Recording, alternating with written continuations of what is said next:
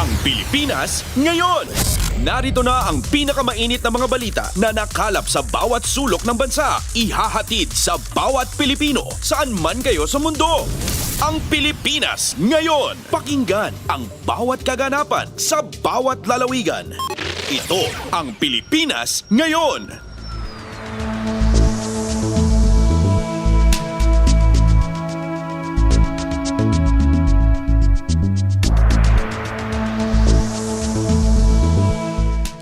Magandang araw sa ating mga tagapakinig. Welcome po muli sa ating programang Ang Pilipinas Ngayon.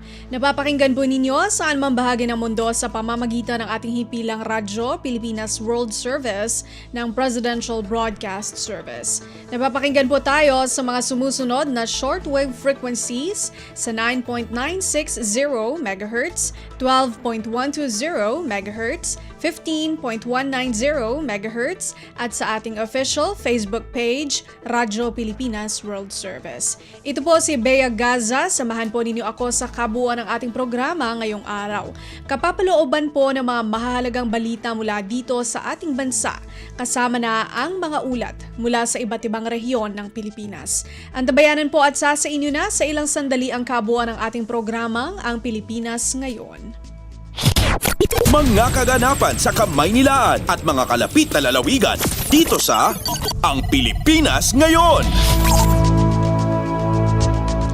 Sa ating mga balita, dalawang kasunduan ang nilagdaan ng Pilipinas at Singapore na may kinalaman sa mga Filipino healthcare workers, OFWs at carbon credits para sa pangangalaga ng kapaligiran. Nilagdaan ito kasabay ng pagbisita ni Singaporean President Tharman Shanmugaratnam kay Pangulong Ferdinand R. Marcos Jr. sa Palasyo ng Malacanang. Ipinresinta ang Memorandum of Understanding o MOU sa pagitan ng Department of Migrant Workers o DMW at Singaporean Ministry of Health para sa pagsusulong ng formal na mekanismo sa deployment ng Filipino healthcare workers sa Singapore. Pakinggan natin ang pahayag ng Pangulong Ferdinand R. Marcos Jr. sa naging joint statement nila ni Singaporean President Tharman Shanmugaratnam. To our friends in the media, ladies and gentlemen, good evening. It is my distinct honor and pleasure to once again thank His Excellency President Tharman Shanmugaratnam, Head of State of the Republic of Singapore, for accepting my invitation to visit the Philippines. In this regard, I am pleased to inform all of you the results of our successful meeting with the President that we just had in our bilateral meeting. We had very open, frank, and wide-ranging, and I think it's safe to say that we literally went beyond the agenda that was laid out before us and covered so many subjects. And I think had we not been signaled by our protocol officers, we could have gone on for a very long time.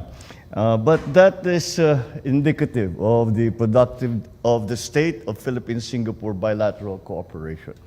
The state visit was undertaken at the most opportune time, as this year marks the 55th anniversary of our country's diplomatic relations and comes upon the heels of several high-level visits in which both sides have undertaken the year stated, since the year has begun.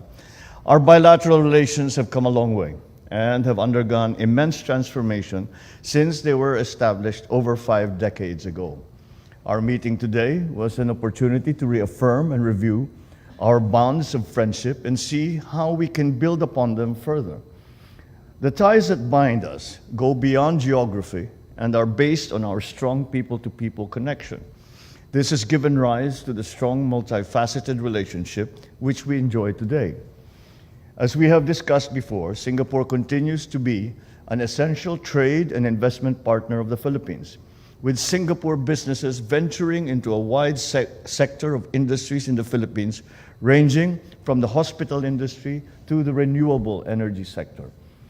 In this spirit, we have just witnessed the exchange of the memoranda of understandings for collaboration on carbon credits under Article 6 of the Paris Agreement between the Department of Environment and Natural Resources of the Philippines and the Ministry of Trade and Industry of the Republic of Singapore. Hopefully, with this memorandum, we will be able to incentivize both industries and individuals to actively work to reduce their carbon footprint, while allowing the government to mobilize financial resources to boost fiscal space. We also witnessed today the exchange of the Memorandum of Understanding on the recruitment of Filipino healthcare workers.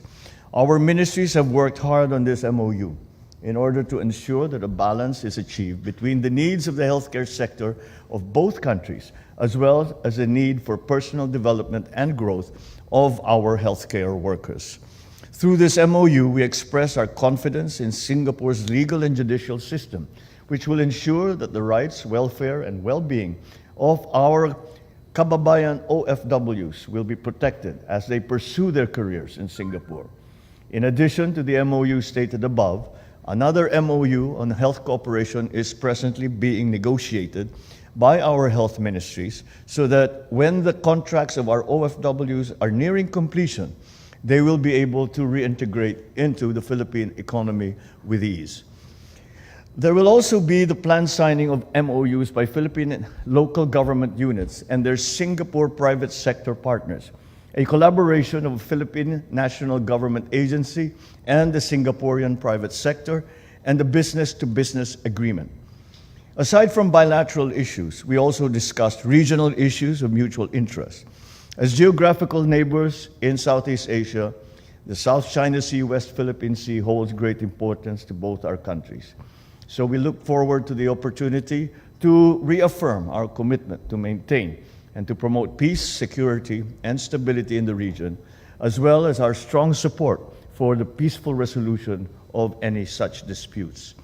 Furthermore, as fellow founding member states of ASEAN, the Philippines and Singapore have discussed shared our concerns on developments in Myanmar, which had undoubtedly affected both Singaporeans and Filipinos alike.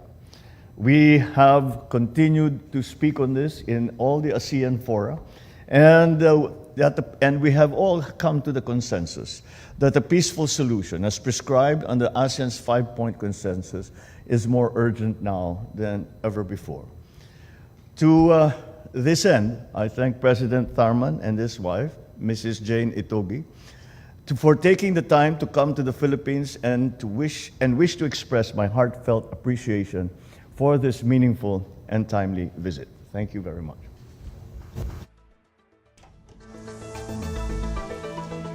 Si Pangulong Ferdinand R. Marcos Jr. Pasada ng mga balita mula sa Pilipinas para sa mga Pilipino saan man sa mundo. Ang Pilipinas Ngayon.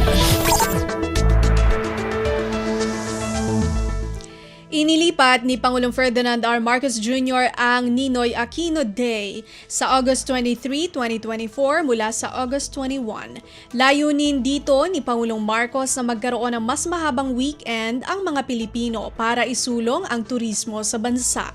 Tiniyak naman ng punong ehekutibo na mananatili pa rin ang makabuluhang kasaysayan ng Ninoy Aquino Day. Nilagdaan ni Executive Secretary Lucas Bersamin ang proklamasyon.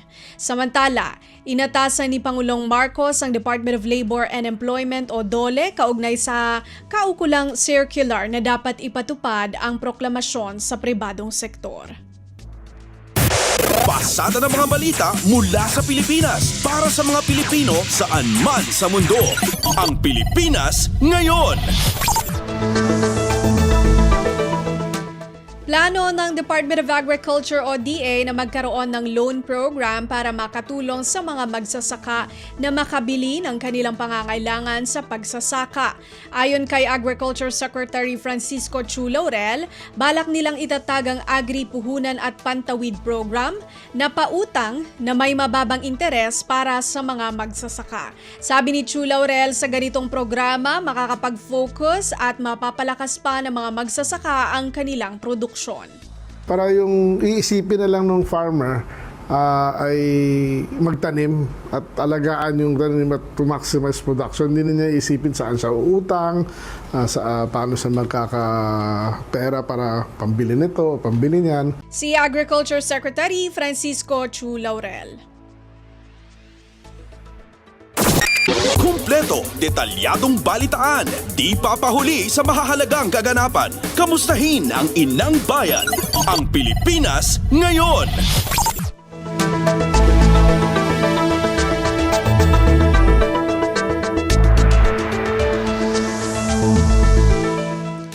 Naghahanda na ang administrasyon ni Pangulong Ferdinand R. Marcos Jr. na tulungan ang mga magsasaka na maaapektuhan ng La Niña phenomenon.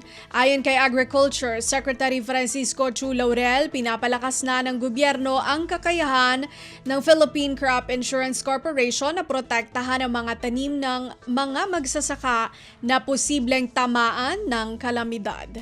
Pinapalakas din natin ngayon yung insurance natin through our Philippine Crop Insurance, no, para kung sakaling tamaan man yung mga lugar na dadaanan ng bagyo is mabigyan kaagad sila ng pera through the insurance at makapag-plant sila ulit. Si Agriculture Secretary Francisco Chu Laurel.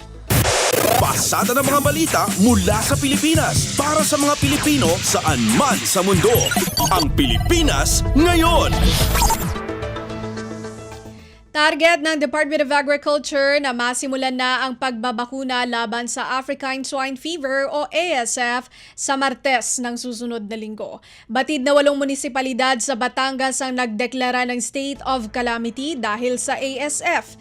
Ayon kay Agriculture Secretary Francisco Chu Laurel, matutugunan ng ASF vaccine ang pagkalat ng ASF sa mga apektadong bayan ng Batangas.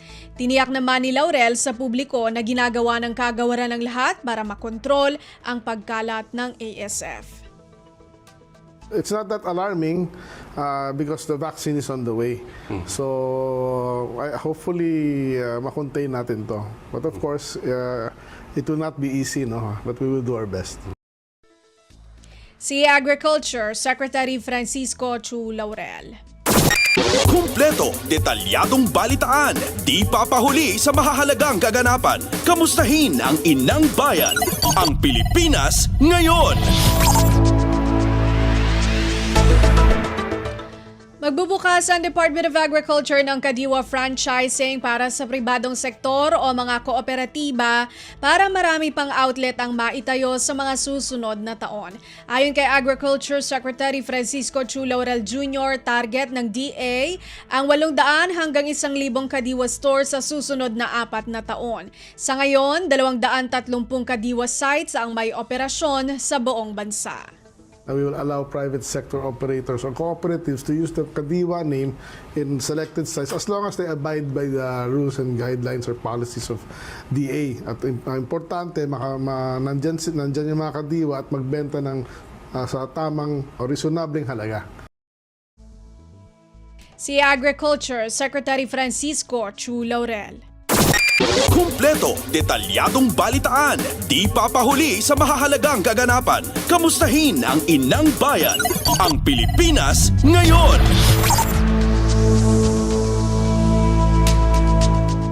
Hinangaan ni Singapore President Tharman Shanmugaratnam si Olympic 2-time gold medalist Carlos Yulo na nagbigay karangalan hindi lang sa Pilipinas kundi sa buong Southeast Asia.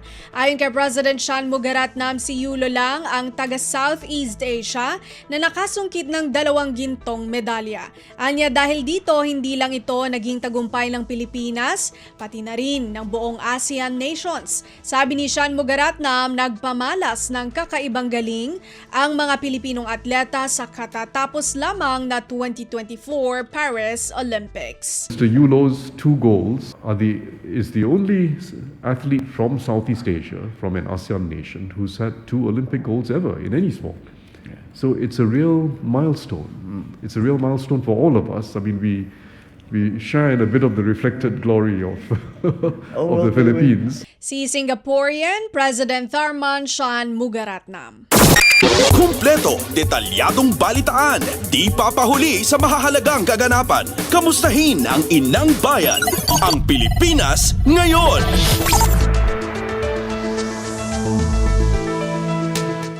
National Economic and Development Authority o NEDA nagpaliwanag sa inilabas na food and poverty threshold. Detalye ng balita mula kay J. Mark Dagala. Nagpaliwanag ang National Economic and Development Authority o NEDA sa inilabas silang food and poverty threshold. Ito yung makaraang ulanin ng batiko sa naturang tanggapan dahil sa tila hindi umano makatotohanan ang 64 pesos sa budget kada araw para sa pagkain upang hindi may turing na food poor. Ayon kay NEDA Secretary Arsenio Balisacan, kinikilala naman nila ang realidad na hindi sumasapat ang gastusin ng mga Pilipino dahil sa mataas na inflation. Gayunman, ang naturang threshold anya ang kanilang ginagamit na sukatan upang malaman kung gaano nakarami ang mahihirap sa bansa. Ito anya ang magsisilbing hamon para sa pamahalaan kung ano pa mga hakbang kailangan gawin upang maiangat ang antas ng kabuhayan ng mga Pilipino. Kasunod dito, welcome naman para kay Balisacan na ang inilabas sa datos ng Philippine Statistics Authority na bumaba ang antas ng kahirapan ngayon kumpara sa nakalipas na panahon. Jay Martigala, Radyo Pilipinas. Pasada ng mga balita mula sa Pilipinas para sa mga Pilipino saan man sa mundo. Ang Pilipinas Ngayon.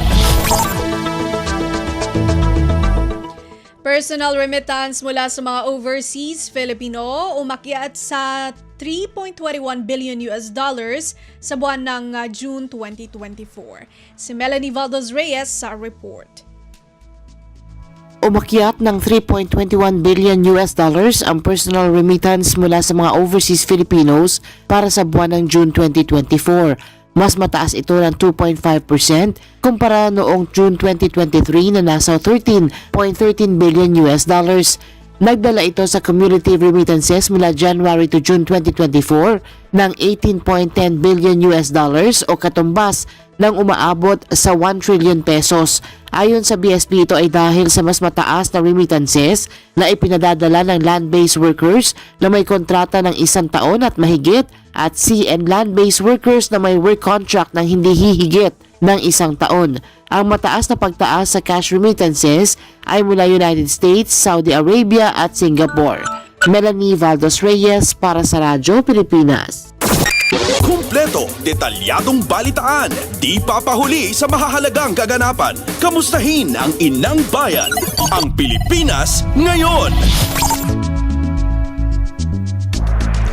Calamity Fund tumaas sa 51% sa ilalim ng 2025 National Expenditure Program. Magbabalita si Kathleen Forbes. 51% ang itinaas ng Calamity Fund sa ilalim ng 2025 National Expenditure Program. Ayon kay House Committee on Appropriations Vice Chair Luis Campos Jr. mula sa 20 billion pesos, ngayon 2024 ay ipinapanukala na gawin itong 31 billion pesos para sa 2025. Ito ay bilang paghahanda na rin sa mas matinding epekto ng climate change. Anya malaking bagay ang budget increase na ito lalo at kagagaling lang ng bansa mula sa pananalasa ng Bagyong Karina. Pasok sa 31 billion pesos ang 14.7 billion pesos para sa capital outlay o reconstruction ng masisirang infrastruktura, 7.7 billion para sa Quick Response Fund ng walang frontline departments at ang 1 billion pesos para sa People Survival Fund. Isa itong special fund para sa climate change adaptation at natural disaster resilience strategies, gayaan niya ng pagtatayo ng rainwater harvesting system sa mga komunidad. Ito si Kathleen Forbes para sa Radyo Pilipinas. Pasada ng mga balita mula sa Pilipinas para sa mga Pilipino saan man sa mundo. Ang Pilipinas Ngayon.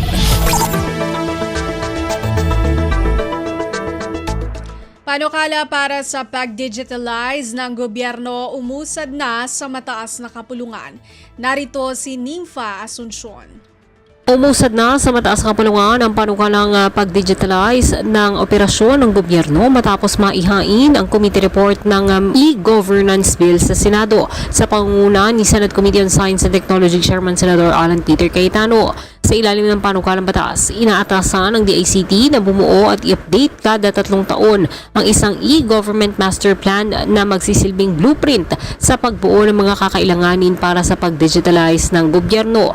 Kapag naisa batas ang panukala o obligahin ng gobyerno na gawing integrated at interoperable ang mga sistema, website at mobile application nito. Ibig sabihin, bibilis at magiging plansyado ang serbisyo ng gobyerno kabilang na ang pagkuha ng mga legal na dokumento gaya ng birth certificates, passport, business permit at driver's license.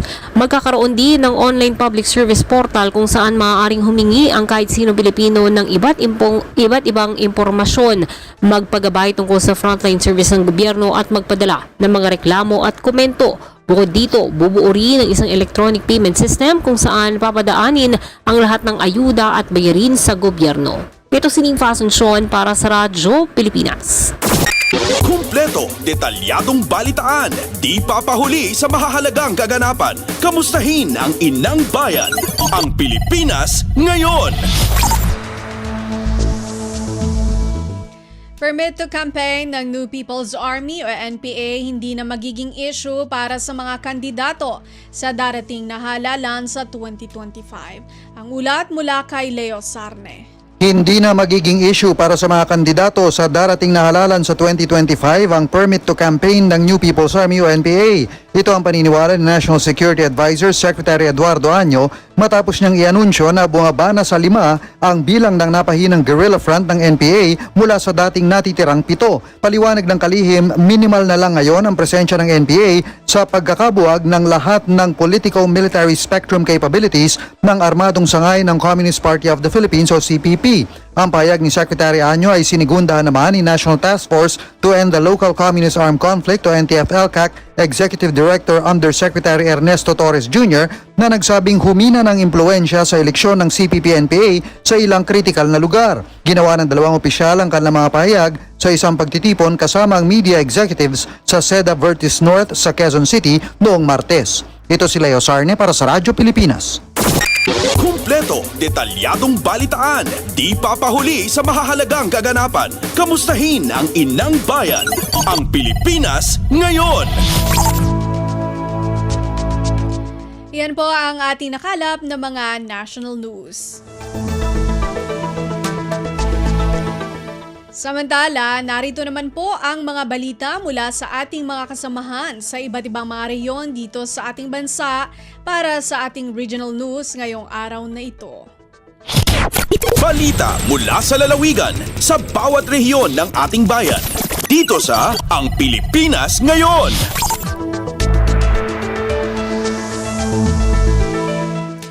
Bagong pasilidad ng hemodialysis nakatakdang mag-operate sa Bontoc Mountain Province. Si Arlene Fagian sa report. Nagbisita ni Dr. Ian Feb Alquisa, Medical Director ti Kailian Renal Care Center, iti Bontoc Local Government Unit.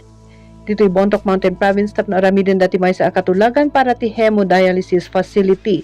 Inibkas ni Dr. Alquisa ti interes ang mangipasdak iti Memorandum of Agreement iti Bontoc LGU kat panggap dayto nga katulagan amang pasaya ti panakausar ti transport vehicles para kadagiti chronic kidney disease patient nga mapan iti usto nga medical facilities. In panamnaman ni Bontoc Mayor Jerome Tudlo nga suportado na itinasong inisyatibo tapno mapatgan dagiti kasapulan dagiti pasyente para ti accessible healthcare services.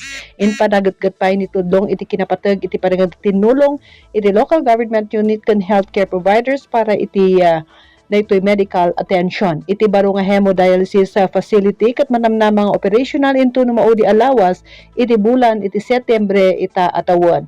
Manipod ditoy Bontoc, Arlene Fagan para ti RP World Services. Balita mula sa lalawigan sa bawat rehiyon ng ating bayan. Dito sa Ang Pilipinas Ngayon. Maraming salamat, Arlene Fagian. Dissemination Forum hinggil sa Kalinga Adult Tobacco Survey 2023 isinagawa sa syudad ng Tabuk. May ulat si Amelia Bumatnong ng RP Tabuk. Naisayangkat iti Dissemination Forum may panggap iti Kalinga Adult Tobacco Survey 2023 Wunokats iti August 14 ti syudad ti Tabuk. Dahito kat indaulwan ti panelists apakaibilangan the Provincial Health Officer to Dr. Edward Tandingan ken Transcend Project Manager Cecil Agpawa ngay natandaran iti naduma-duma akamang iti media. Gandat iti Dissemination Forum nga ipakaamoy iti resulta iti Kalinga Adult Tobacco Survey 2023 ken may palawag iti akem na daytoy para iti panakaaramid iti tobacco control interventions ken programs kasapulan ang may implementar. 22.5% iti rimuar nga overall percentage ti kinaado ti cigarette smoking ti probinsya nangat nga to daytoy kumpara iti national prevalence a 19%. 10.6% iti overall vaping wenno electronic cigarette use bayat a 31.2% iti overall percentage ti chewing of mama. May naikpay daytoy amin na babae ken lalaki kat exposed iti second hand smoke kadagiti pagtaenganda. Manamnama babaen dagitoy adatos may patungpal iti tobacco control program ti probinsya Kalinga. Manipod DZRK Tabuk, Amelio Bumatnong, Radyo Pilipinas World Service. Balita mula sa lalawigan sa bawat rehiyon ng ating bayan. Dito sa Ang Pilipinas Ngayon. Maraming salamat, Amelia Bumatnong. Paghahanda ng mga micro, small at medium enterprises o MSMEs sa mga lokal na produkto ng Pangasinan na nakatakdang lumahok sa Manila Fame, puspusan na. Magbabalita si Verna Beltran ng RP Dagupan. Masuot sugagawan lan pantatarya na sa kabiyangan na labing sakay ng micro, small and medium enterprises o MSMEs yung malalapod luyag yung Pangasinan Yamila at Manila Fame 2024 nagawaan at bulan ni Oktubre at sayan taon. Ako na lan pinasyar na saray representantes na provincial government, Department of Trade and Industry, Project Abountan Design Center of the Philippines o abitlan MSMEs, Jadlan Durman Balitan, syudad at probinsya, tapyan gawaan sa product development and assessment. Tuloy-tuloy so ihiiter na suporta na sa administrasyon di sari MSMEs lapod manisya si Governor Ramon Gico III na balog so naitukdoldaran niyan iasensoy Pangasinan.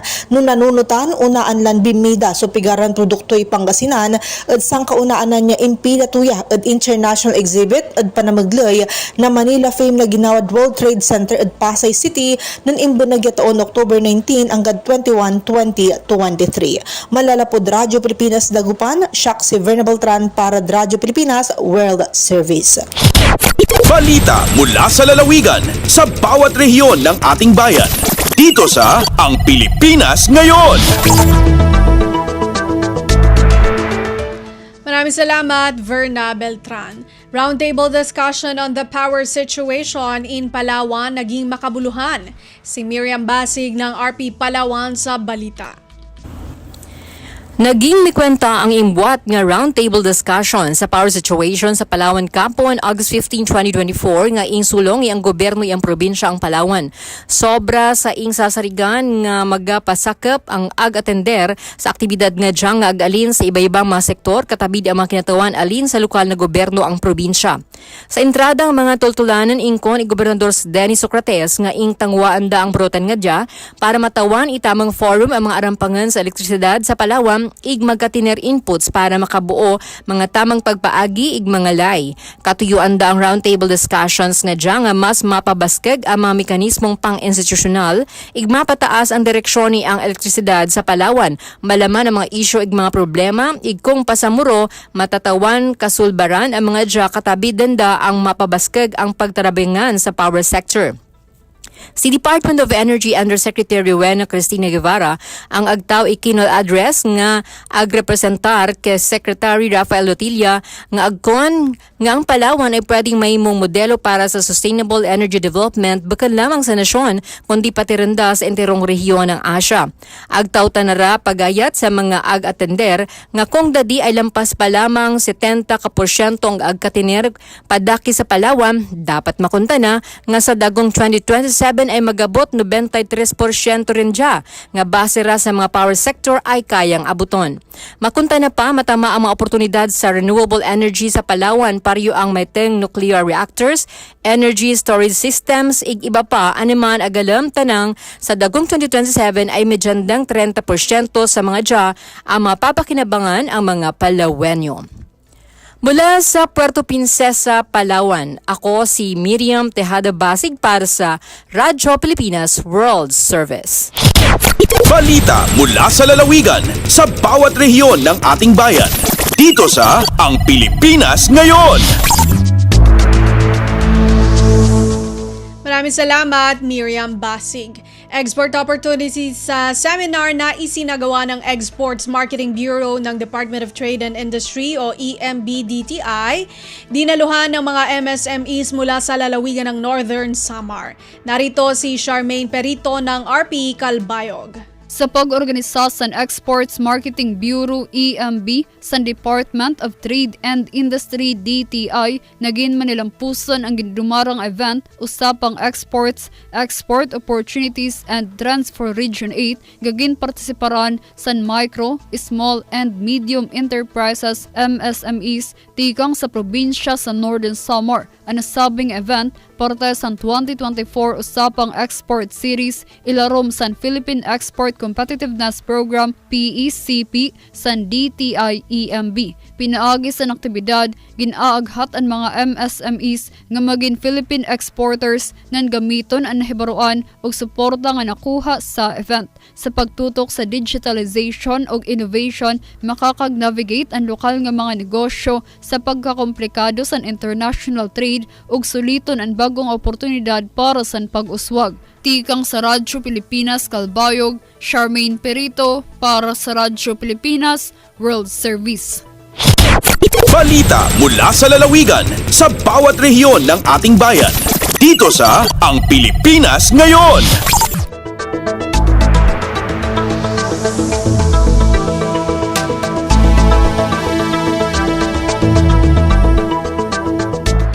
Maraming salamat, Charmaine Perito. Mga dating Moro Islamic Liberation Front o MILF sa Munay, Lanao del Norte, nakinabang sa libreng serbisyo ng pamahalaan sa isinagawang Inter-Cabinet Cluster Mechanism on Normalization o ICCMN Caravan.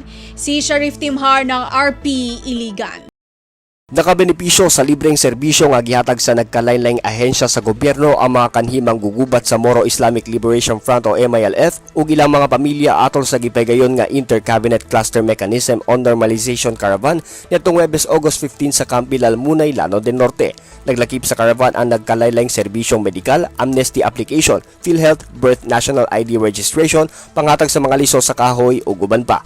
Matud ni Presidential Advisor on Peace, Reconciliation and Unity o OPA-PRU Secretary Carlito Galvez Jr. nagsimbolo kini sa lig-on nga panag-uban tali sa mga ahensya sa national government ug sa mga ministries sa Bangsamoro government ug sa parehas nga pangandoy nga mahatagan og maayong kaugmaon ang mga MILF. Mapasalamat usab kaayo ang kanhi MILF combatant nga si Jamal Lampa Arab kay Presidente Ferdinand R. Marcos Jr. kay dako kayo og tabang ang mga proyekto nga gipaabot sa gobyerno para kanila.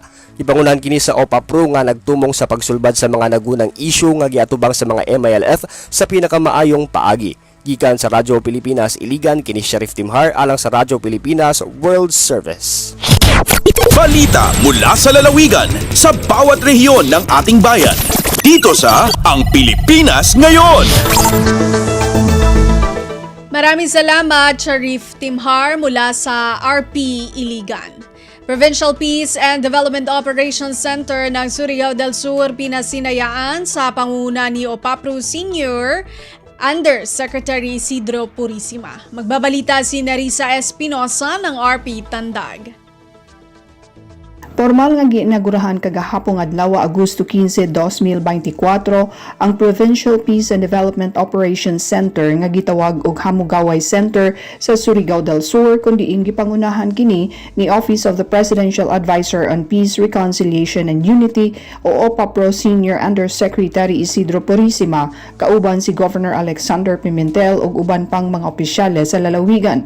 Gawa sa inaugurasyon, gipahigayon usab ang awarding of assistance sa napulo ka mga friends rescued ilawom sa Enhanced Comprehensive Local Integration Program o ECLIP.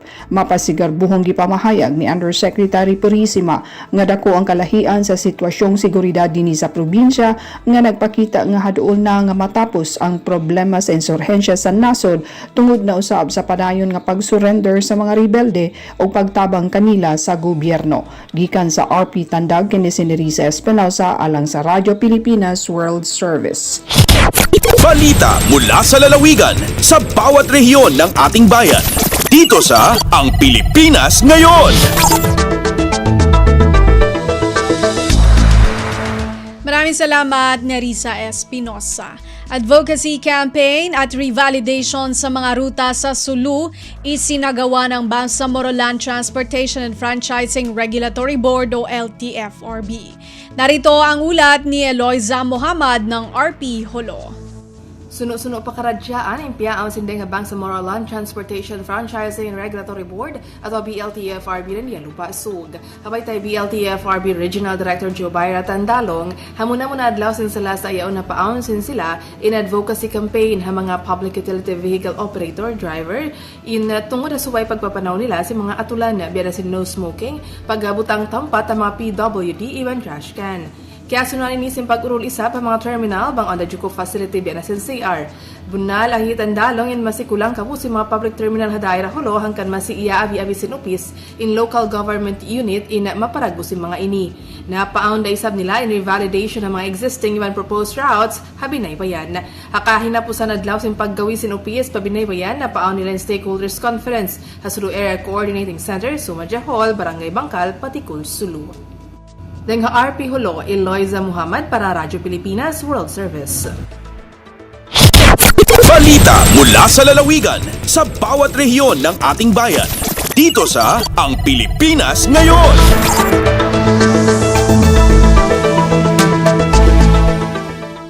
Maraming salamat, Eloisa Muhammad. Narinig po ninyo ang mga balita mula po sa iba't ibang lalawigan dito sa Pilipinas sa pamamagitan po ng ating regional news. At yan po ang kabuuan ng ating programang Ang Pilipinas Ngayon. Maraming salamat sa ating mga nakasama sa technical side kina Milo Donella, Susan Aison at Anthony Pimentel. Maraming salamat din sa ating executive producer, Steph Vicente at Jerome Toledo, sa mga nagulat mula sa iba't ibang lalawigan ng ating bansa para sa ating regional news, at maraming salamat din sa ating station manager, Mr. Ray Sampang. Hanggang sa susunod na edisyon ng ating programang Ang Pilipinas Ngayon, ito si Bea Gaza, magandang araw. At yan ang Pilipinas Ngayon. Muling samahan si Ben Blones sa parehong oras at alamin ang pinakahuling mga kaganapan at balita saan man kayo naroon. Ang Pilipinas Ngayon.